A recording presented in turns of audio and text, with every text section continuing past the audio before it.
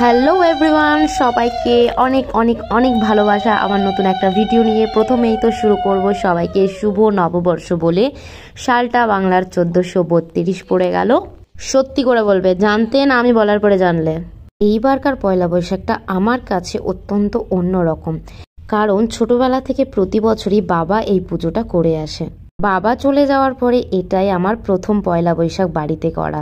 প্রথমে তো করার কোনো ইচ্ছে ছিল না, তারপরে মনটা করলো ছোটবেলা থেকে বাড়িতে পয়লা বৈশাখটা হয়ে আসে। বাবু চলে যাওয়ার পরে 2 বছর বন্ধ, তো আমি মাকে বললাম ছোটোখাটো করে কোনো রকম করে একটু করাই যাক, কারণ বাড়িতে কোনো পুজো আর্চনা না হলে ভালো লাগে না, ঠিক একটা নাস্তিক বাড়ি মনে হয়।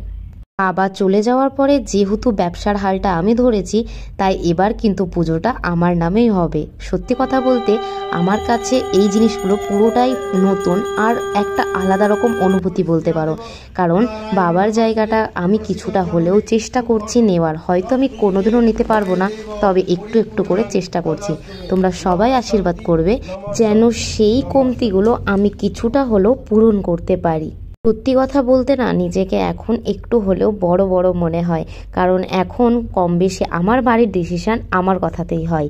এটা একটু অন্য টাইপের, বাট আমার কাছে এটা সম্পূর্ণ একটা আলাদাই অনুভূতি আর অভিজ্ঞতা নিয়ে।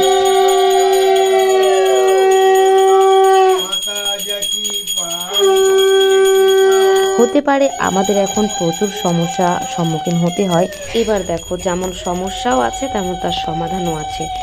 যাই হোক, সব থেকে তাজ্জব করা ব্যাপার এটাই যে এইবার পয়লা বৈশাখে বাজার ঘাট থেকে শুরু করে সমস্ত কিছু আমি একা হাতে করেছি। পুজোটাও আমি একা হাতেই সামলিয়েছি। সবাই আশীর্বাদ করবে যেন এভাবেই আমি আমার জীবনে এগিয়ে যেতে পারি, প্রত্যেকটা প্রতিকূলতাকে হার মানিয়ে। কেমন লাগলো ভিডিওটা অবশ্যই কমেন্ট করে জানাবে। তো সবাইকে টাটা, বাই বাই।